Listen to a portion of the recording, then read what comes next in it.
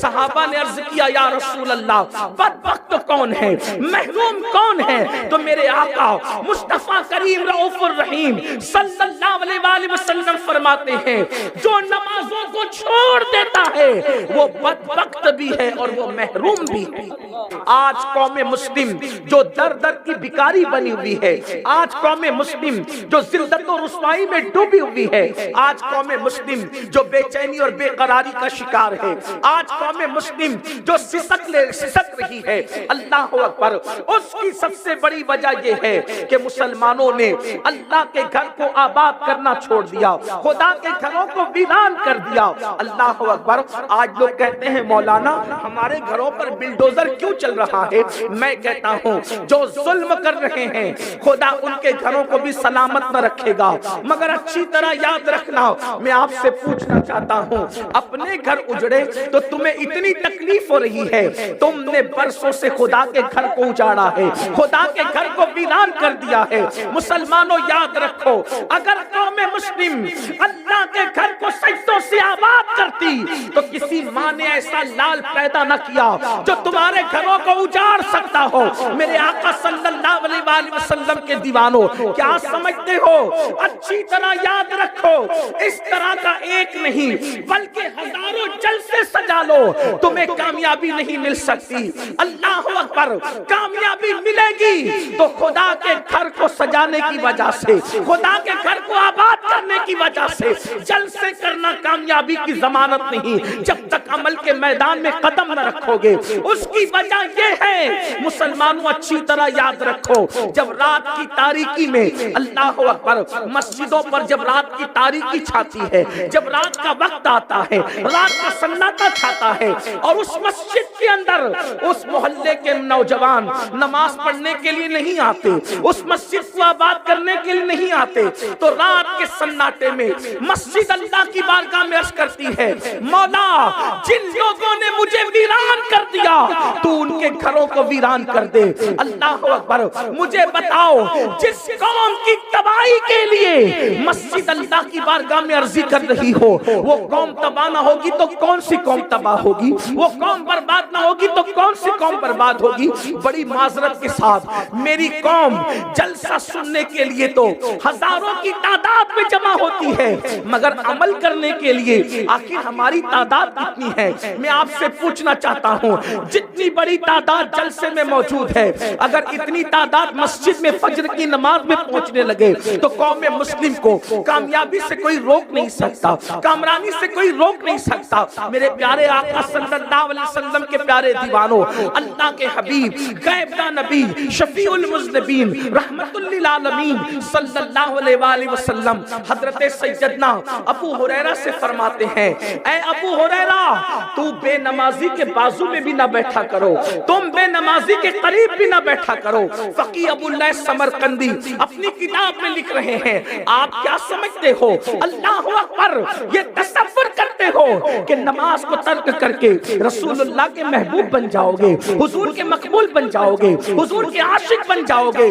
یاد رکھنا اور اچھی طرح یاد رکھنا، اللہ کے حبیب علیہ السلام بے نمازی سے کیسی بیزاری کا اظہار کرتے ہیں۔ سیدنا ابو ہریرہ سے فرماتے ہیں ابو ہریرہ بے نمازی کی صحبت میں نہ بیٹھا کرو، اس لیے کہ آسمان سے بے نمازی پر لعنت برستی ہے۔ جو بے نمازی کے قریب ہوتا ہے ہو سکتا ہے اس کے اثرات اس پر بھی برس جائیں۔ ایک مقام پہ میرے آقا علیہ السلام فرماتے ہیں اے میرے صحابہ اللہ کی بارگاہ میں دعا کیا کرو کہ اللہ تمہیں بدبخت نہ کرے اور اللہ تمہیں محروم نہ کرے۔ آقا کریم صلی اللہ علیہ وآلہ وسلم اپنے اصحاب سے کہہ رہے ہیں اے میرے صحابہ اللہ کی بارگاہ میں دعا کرو اللہ تمہیں بدبخت نہ کرے، اللہ تمہیں محروم نہ کرے۔ صحابہ نے عرض کیا یا رسول اللہ بدبخت کون ہے، محروم کون ہے؟ تو میرے آقا مصطفیٰ کریم رؤوف الرحیم صلی اللہ علیہ وآلہ وسلم فرماتے ہیں جو نمازوں کو چھوڑ دیتا ہے وہ بدبخت بھی ہے اور وہ محروم بھی ہے۔ آؤ آج بہت آسانی کے ساتھ لوگ کہتے ہیں مولانا نماز پڑھنے کے لیے ٹائم نہیں ملتا، وقت نہیں ملتا۔ گیم کھیلنے کے لیے وقت ہے، فیس بک یوز کرنے کے لیے وقت ہے؟ دوستوں کے ساتھ گپ شپ کرنے کے لیے وقت ہے؟ نماز کے لیے وقت ہے، اللہ کے لیے وقت نہیں۔ اور اگر اللہ کے لیے وقت نہیں نکالتے تو ذرا دل کے کانوں سے ایک حدیث مبارکہ کو سنیں۔ اس حدیث کو بھی حضرت علامہ عثمان ابن حسن رضی اللہ تبارک و تعالیٰ اپنی کتاب میں لکھتے ہیں۔ یہ درۃ الناصحین کے اندر یہ حدیث موجود ہے، جس کو علامہ عثمان ابن حسن نے اپنی کتاب میں لکھا۔ کیا اللہ کے رسول صلی اللہ علیہ وآلہ وسلم کا حسین اور خوبصورت دور ہے۔ آج آپ مولوی صاحب کے سامنے کتنا ہی بہانہ کریں، آج آپ اپنی طبیعت سے کوئی بھی کسی بھی انداز سے آپ بہانے بازی کرتے رہیں، لیکن اللہ کے یہاں کوئی بہانہ نہیں چلے گا۔ عثمان ابن حسن لکھتے ہیں اللہ کے رسول صلی اللہ علیہ وآلہ وسلم کا ظاہری دور ہے، حضور اکرم صلی اللہ علیہ وآلہ وسلم اپنے اصحاب کے درمیان موجود ہیں۔ ایسے میں ایک جوان روتے ہوئے آتا ہے، اللہ کے حبیب علیہ الصلوۃ والتسلیم اس جوان سے اس کے رونے کی وجہ پوچھتے ہیں کہ اے جوان تو کیوں رو رہا ہے، تیرے رونے کی وجہ کیا ہے؟ تو وہ جوان کہتا ہے یا رسول اللہ صلی اللہ علیہ وآلہ وسلم، میرے ماں باپ آپ پر قربان، حضور میرے ابا کا انتقال ہو گیا، میرا باپ مر گیا، اور دیہات کی وجہ سے میرے باپ کو کفن پہنانے کے لیے، غسل دینے کے لیے کوئی بھی موجود نہیں ہے، اس وجہ سے میں روتا ہوا آپ کی بارگاہ میں آیا ہوں۔ حضور میرا باپ مر گیا ہے، نہ کوئی کفن پہنانے والا ہے، نہ میرے باپ کو کوئی غسل دینے والا ہے۔ تو اللہ کے حبیب صلی اللہ علیہ وآلہ وسلم نے سیدنا ابو بکر صدیق اور سیدنا فاروق اعظم سے فرمایا کہ تم دونوں جاؤ اور جا کر اس کے باپ کو کفن دو اور اس کے باپ کو غسل دو، غسل دے کر کے کفن پہناؤ۔ اللہ اکبر۔ میرے آقا علیہ الصلوۃ والتسلیم کے حکم پر سیدنا صدیق اکبر اور سیدنا فاروق اعظم یعنی شیخین کریمین اللہ کے حبیب کے حکم پر اس مردے کو غسل دینے کے لیے اور کفن پہنانے کے لیے تشریف لے گئے۔ جیسے ہی میرے آقا علیہ السلام کے حکم پر اس دیہات میں شیخین پہنچے، صدیق و فاروق پہنچے اور اس کے چہرے سے کپڑا ہٹایا، غسل دینے کے لیے کپڑا ہٹایا، تو دونوں کے پیروں کے نیچے سے زمین کھسک گئی اور دونوں نے کیا دیکھا کہ اس کا چہرہ کالے سور کی طرح ہو گیا، اس کا چہرہ کالے خنزیر کی طرح ہو گیا۔ اے میری قوم کے جوانوں، اے مسلمانوں، توجہ کے ساتھ سنو، اگر اپنے آپ پر رحم ہے، اگر اپنے آپ سے پیار ہے، اگر اپنی آخرت سے پیار ہے تو دل کے کانوں سے سنو۔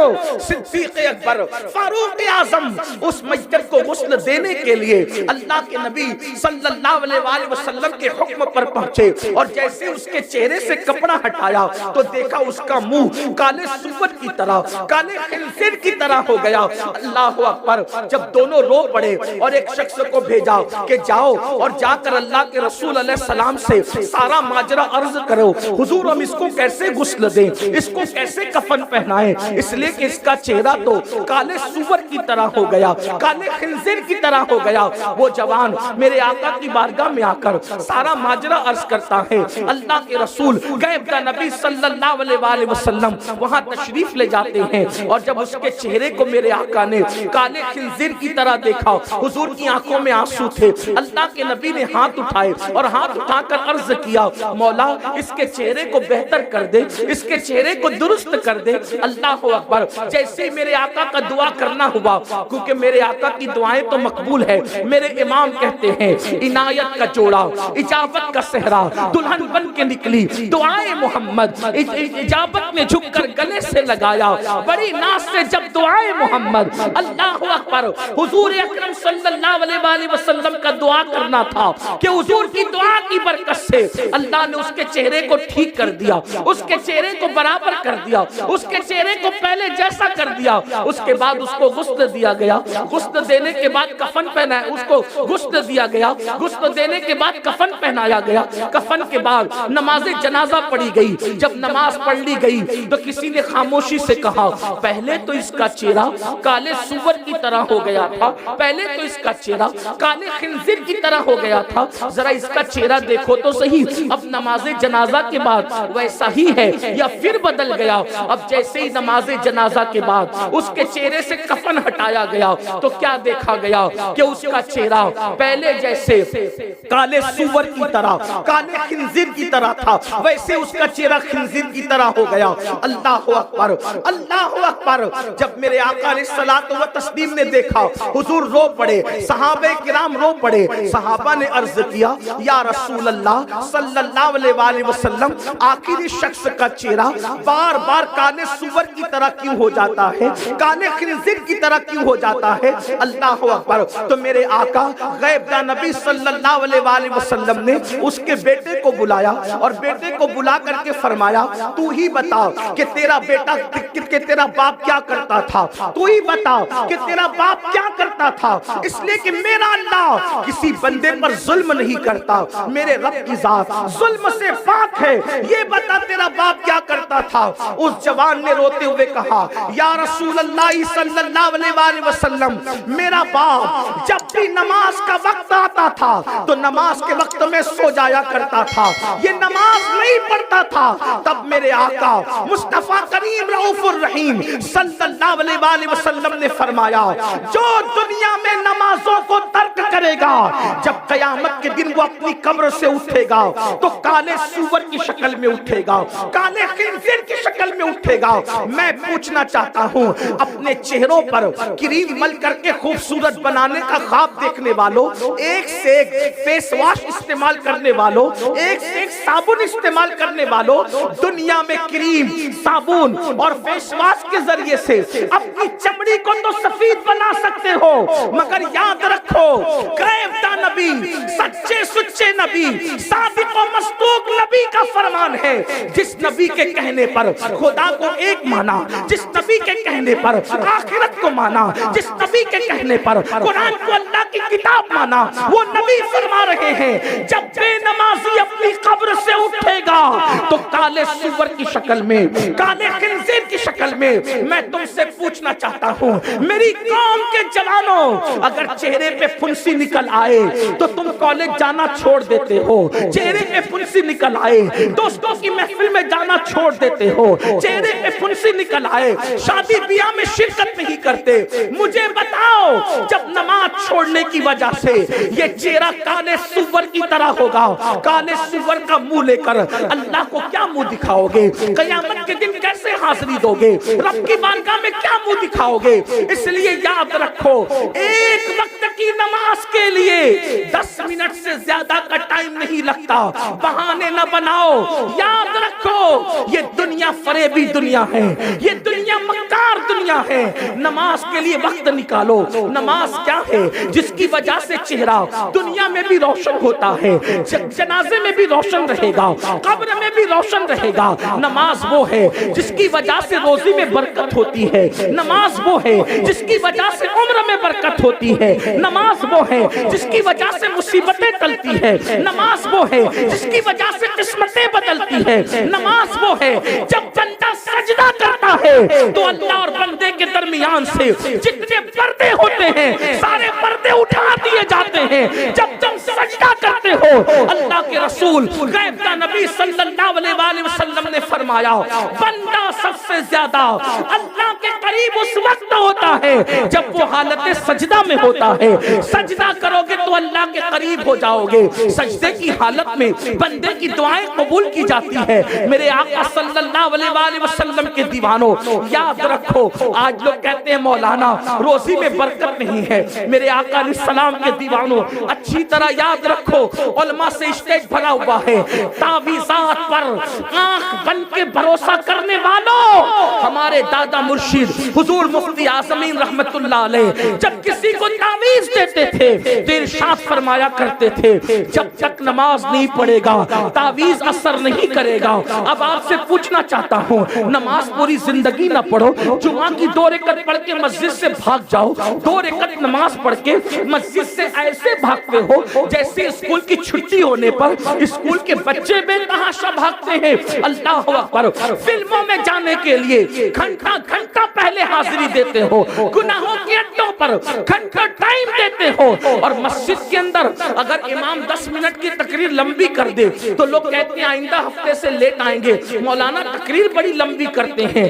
جس قوم کا دل مسجد میں نہ لگے، جو قوم مسجد کو آباد نہ کرے، جس قوم کو مسجد میں سکون نہ ملے، جس قوم کو خدا کی عبادت کے لیے ٹائم نہ ملے، اس قوم کو زمین پر عزت کے ساتھ جینے کا حق کیا ہے؟ میرے پیارے آقا علیہ الصلوۃ والتسلیم کے پیارے دیوانوں، یاد رکھو اللہ کے رسول علیہ الصلوۃ والتسلیم فرماتے ہیں جو نماز جان بوجھ کر چھوڑ دے قیامت کے دن اس کے ساتھ میرا کوئی وعدہ نہیں ہے۔ اللہ کے رسول علیہ السلام فرماتے ہیں اس کے ساتھ قیامت کے دن میرا کوئی وعدہ نہیں ہے۔ اور ایک مقام پر فرماتے ہیں جو جان بوجھ کے نماز چھوڑ دیتا ہے وہ اللہ کے ذمے سے باہر ہو جاتا ہے، اللہ کی رحمتوں سے، اللہ کی رحمت کی چادر، اللہ کی پناہ کی چادر اس سے ہٹا لی جاتی ہے، خدا کی پناہ کی چادر اس سے اٹھا لی جاتی ہے۔ ایک بات آپ سے کہنا چاہتا ہوں، جب کسی کو کوئی پناہ نہ دے اور اللہ پناہ دے، دھیان سے سنیں، توجہ سے سنیں، اللہ جب کسی کو پناہ دے تو دشمن بھی پالنے پہ مجبور ہوتا ہے، اور اللہ اپنی پناہ اٹھا لے تو پھر دوست بھی سہارا نہیں دیتے۔ اس کو دھیان سے سننا، بے نمازی سے خدا کی پناہ اٹھا لی جاتی ہے، اور اللہ کی پناہ کیا ہے، اللہ کی امان کیا ہے، اللہ کی رحمت کیا ہے۔ ایک واقعے کے ذریعے سے سمجھو، جب فرعون نے خواب دیکھا کہ ایک بچہ پیدا ہوگا جو اس کی سلطنت اور حکومت کا خاتمہ کرے گا، تو اس نے کہا آج کے بعد میں کوئی بچہ پیدا ہونے ہی نہیں دوں گا، جب بچہ ہی پیدا نہیں ہوگا تو میری حکومت کیسے ختم ہوگی۔ اقتدار والوں کو اپنے چمچوں سے یا صاحب اقتدار اور سیاستدانوں سے تکلیف نہیں ہوتی، اہل اقتدار کو ہمیشہ ڈر لگا رہتا ہے اہل حق کا، انہیں حق والوں سے تکلیف رہتی ہے۔ فرعون کو خوف تھا میری حکومت ایک بچہ بڑا ہو کر کے ختم کرے گا، کہا میں پیدا ہی نہیں ہونے دوں گا۔ اس نے پابندی لگا دی۔ المختصر یہ کہ اسی پابندی کے دور میں حضرت موسیٰ علیہ السلام کی پیدائش ہوئی، ولادت ہوئی، بچے کی ولادت ہو گئی، پیدائش ہو گئی۔ ماں کو خوف ہوا کہ اگر اس کی اطلاع فرعون کو ہو گئی تو وہ بچے کو بھی قتل کرے گا، ماں کو بھی قتل کرے گا، دائی کو بھی قتل کرے گا، پورے گھر کو قتل کرے گا۔ تو حضرت موسیٰ علیہ السلام کی امی نے مشورہ کیا کہ کیا کرنا چاہیے، تو آپ کی امی کو یہ مشورہ دیا گیا اس بچے کو ایک صندوق میں بند کر کے دریا میں ڈال دیا۔ اب ذرا توجہ کرنا، اللہ کی پناہ کیا چیز ہے۔ حضرت موسیٰ علیہ السلام کی امی نے صندوق کے اندر اپنے بچے کو بند کر کے دریا کے کنارے پر آئی اور دریا میں ڈالتے ہوئے کہا اللہ میں اپنے بچے کو تیری پناہ میں دیتی ہوں، اور مجھے اتنا سمجھتا ہے کہ جو چیز اللہ کی پناہ میں دی جائے وہ ضائع نہیں ہوتی۔ دو چیزیں، جو چیز دریا میں ڈالی جائے اس کے ملنے کی کوئی گارنٹی نہیں ہوتی، دریا میں ڈالی ہوئی چیز ملے گی اس کی کوئی گارنٹی نہیں ہوتی، اور جس چیز کو اللہ کی پناہ میں دی جائے وہ چیز ضائع نہیں ہوتی۔ ضدین کا اجتماع ہو رہا ہے، دریا میں گئی ہوئی چیز ملتی نہیں اور اللہ کی پناہ میں دی ہوئی چیز ضائع نہیں ہوتی۔ موسیٰ علیہ السلام کی امی نے صندوق کو یہ کہہ کے دریا میں ڈال دیا، مولا اس بچے کو میں تیری پناہ میں دیتی ہوں، اور جس پہ تیری پناہ ہو جائے، جس کو تو اپنی پناہ عطا کر دے، وہ چیز ضائع نہیں ہوتی۔ ماں نے توکل کے ساتھ، اللہ پہ بھروسے کے ساتھ دریا میں بچے کو ڈال دیا، اور واقعہ آپ جانتے ہیں، اس کی تفصیل میں نہیں جاتا۔ پھر وہ صندوق بہتے بہتے فرعون کے گھر کی نہر میں چلی گئی، آسیہ کے ساتھ فرعون موجود تھا۔ حضرت آسیہ نے صندوق کو دیکھا، اور صندوق کو جب اٹھایا اور اٹھانے کے بعد کھولا تو دیکھا کہ بچہ مسکرا رہا ہے۔ فرعون نے کہا شاید یہ وہی بچہ بچہ ہے جس کا مجھے خواب دکھایا گیا. فرعون نے کہا، فرعون کو آسیہ نے کہا کہ یہ تیرا خام خیال ہے، ارے تو لا ولد ہے، ہمیں کوئی بچہ نہیں ہے، اسی کو بیٹا بنا لیتے ہیں. اور اس کے بعد فرعون کے دماغ میں بات بیٹھ گئی. اب فرعون نے کہا اچھا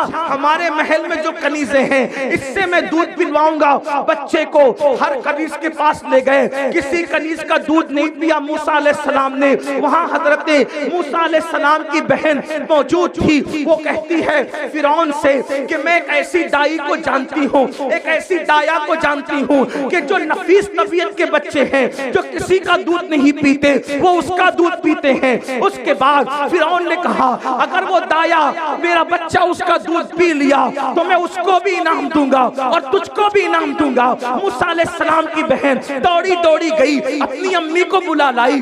ماں موسیٰ تو فرعون کے دربار میں ہے، اس کے محل میں ہے، اور اس نے دودھ پلانے والیوں کا انتظام کیا ہے، اس نے کسی کا دودھ نہیں پیا. تو میں نے کہا اس دایا کو لاتی ہوں کہ نفیس طبیعت بچے اس کا دودھ پیتے ہیں. جب ماں کو لائی، دایا بن کر آئی تو موسیٰ ماں کی گود میں گئے اور شوق سے دودھ پینے لگے. تو فرعون نے ایک سکہ نکال کر کے دیا اور کہا کہ آیا جایا کرنا اور میرے بچے کو دودھ پلایا کرنا. تو جیسے ہی موسیٰ ماں کی گود میں آئے، اللہ نے الہام فرمایا اے موسیٰ کی امی، تو نے اس امانت کو میری پناہ میں دیا تھا، اس لیے دیکھ اس کی میں نے کیسے حفاظت کی ہے.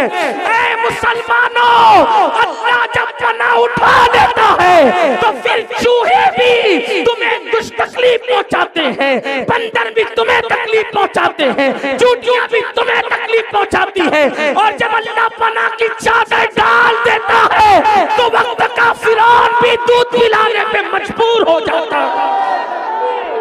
اگر زمین پر عزت کے ساتھ زندگی چاہتے ہو، اگر چاہتے ہو کہ وقت کا فرعون تمہیں نقصان پہنچانے کی بجائے تمہارا محافظ بن جائے، تو ضرورت اس بات کی ہے کہ گناہوں کو چھوڑو اور خدا کی بارگاہ میں جھک جاؤ، خدا کی بارگاہ میں سجدہ ریز ہو جاؤ. جب اللہ کسی کو پناہ دے تو دشمن بھی دوست بنتا ہے. اندازہ تو کریں جس کو مارنے چلا تھا اسی کو پالنے پہ مجبور ہو گیا. اللہ اللہ، یہ اللہ کی پناہ کی شان ہے. آج مسلمان در در کا بھکاری کیوں ہے؟ آج مسلمان سستیاں کیوں لے رہا ہے؟ 35 سال کی بچیاں بغیر رشتے کے گھروں میں کیوں بیٹھی ہوئی ہے؟ آخر مسلمان لا علاج بیماریوں میں کیوں مبتلا ہے؟ ہمارے دکھوں کی وجہ کیا؟ ہماری تکلیفوں کی وجہ کیا؟ قرآن کہتا ہے وَمَا أَصَابَكُم مِّن مُّصِيبَةٍ فَبِمَا كَسَبَتْ أَيْدِيكُمْ، کہ تم پر جو بھی مصیبت آتی ہے وہ تمہارے گناہوں کی وجہ سے ہے. اے میرے آقا علیہ السلام کے دیوانوں، مجھے بتاؤ، اللہ اکبر، کل تک حال یہ تھا کہ مسلمان بادشاہ ہونے کے بعد بھی اس کی تہجد ترک نہیں ہوتی تھی، مسلمان بادشاہ ہونے کے بعد بھی اس کی تکبیر اولیٰ ترک نہیں ہوتی تھی، مسلمان بادشاہ ہونے کے بعد بھی اس کی سنت غیر موقعہ ترک نہیں ہوتی تھی. آج مسلمانوں کے پاس کچھ بھی نہیں ہے، پھر بھی نمازوں سے کوس دور ہے. کیا ہو گیا؟ اپنی اللہ سے رشتہ اتنا کمزور کر لیا. اور سن لو، دولت کے نشے میں خدا کی عبادت کو ترک کرنے والوں، جوانی کے نشے میں خدا کی عبادت کو ترک کرنے والوں، ایک دن آئے گا جب جسم کا رشتہ روح سے ٹوٹ جائے گا، جس کو موت کہتے ہیں. موت یہ تم بائک پہ بیٹھ کر جو اتراتے ہو، رات کی تاریکیوں میں نرم نرم گدوں پہ لیٹ کر زنا کے مناظر دیکھتے ہو اور فجر کی نماز میں سوتے پڑے رہتے ہو. میری مائیں اور بہنیں بھی موجود ہیں، بڑی بھولی بھالی یہ میری بہنیں ہیں، بڑی سادگی سے کہتی ہے مولانا ہمیں نماز کا ٹائم نہیں ملتا کیونکہ ہمیں تو کپڑے بھی دھلنے ہیں، ہمیں تو جو ہے وہ کھانا بھی بنانا ہے، ہمیں تو جو ہے وہ آٹا بھی گننا ہے، ہمیں تو بچے بھی پالنے ہیں. میں پوچھتا ہوں اے میری بہن، تجھے زیادہ کام ہے یا سیدہ فاطمہ کو زیادہ کام تھا؟ تیرے گھر میں تو آٹا پیسا ہوا آتا ہے، تیرے گھر میں تو مرچ پیسی ہوئی آتی ہے، تیرے گھر میں تو گھر میں کنویں ہیں، جگہ جگہ نل ہے، اور اللہ اکبر ہینڈ پمپ تو ہر جگہ آ گئے ہیں. کتنی سہولتوں کا دور ہے، مگر قربان سیدہ فاطمہ الزہرا تو چکی اپنے ہاتھ سے چلاتی ہے اور آٹا خود پیستی ہے. سیدہ فاطمہ تو گھر میں کوئی کنیز نہیں, گھر میں کوئی نوکر چاکر نہیں. مولا کائنات سیدنا علی مرتضیٰ کرم اللہ تعالی وجہ الکریم فرماتے ہیں چکی چلاتے چلاتے فاطمہ الزہرا کے ہاتھوں میں گڈھے پڑ گئے تھے اور پانی بھرتے بھرتے ان کی پیٹھ پر مشکیزے کے کالے کالے نشان پڑ گئے تھے. مگر اس کے باوجود بھی 5 بچوں کی ماں 5 بچوں کی پرورش کرتے ہوئے فرض تو فرض ہے, نفل نماز جب عشاء کی نماز کے بعد نماز شروع کرتی ہے تو ایک ہی سجدے میں سیدہ فاطمہ پوری رات گزار دیتی ہے اور جب صبح ہوتی ہے تو بڑی حسرت کے ساتھ اپنا سر سجدے سے اٹھا کر سجدہ عرض کرتی مولا رات تو نے اتنی چھوٹی بنائی کہ تیرے نبی کی بیٹی فاطمہ دل کھول کے سجدہ بھی نہ کر سکی. ہائے افسوس انہیں رات چھوٹی پڑتی ہے عبادت کے لیے اور میری بہنوں کو وقت نہیں ملتا. میری بہن جب تجھے نماز کے لیے وقت نہیں تو سیریل کے لیے تجھے وقت کہاں سے آتا ہے, تجھے کہاں سے وقت آتا ہے. اللہ اکبر, سیریل اور فلموں کے لیے, غیبت اور چغلی کے لیے. اے خاتون جنت کی کنیزو, مرد ہو یا عورت, ہر ایک پر ایک وقت آئے گا جب جسم کا رشتہ روح سے ٹوٹ جائے گا. اور اللہ کے رسول قیبدہ نبی صلی اللہ علیہ وآلہ وسلم فرماتے ہیں سب سے زیادہ موت کے وقت اگر کسی کو تکلیف ہوتی ہے تو بے نمازی کو تکلیف ہوتی ہے. سب سے سب سے زیادہ پیاس اگر موت کے وقت کسی کو لگتی ہے تو بے نمازی کو لگتی ہے. سب سے زیادہ بھوک اگر موت کے وقت کسی کو لگتی ہے تو بے نمازی کو لگتی ہے. یہاں تک میرے آقا فرماتے ہیں اگر بے نمازی کو مرتے وقت 7 سمندروں کا پانی بھی منہ میں انڈیل دیا جائے تب بھی دنیا کی کوئی طاقت اس کی پیاس کو بجھا نہیں سکتی. کیا ہو گیا؟ مرنا نہیں ہے, موت نہیں آنی. سب کچھ دنیا دنیا, صرف دنیا, مال مال, صرف مال. میرا مکان, میری دکان, میرا کاروبار, میں یہ میں وہ, ہم کچھ نہیں.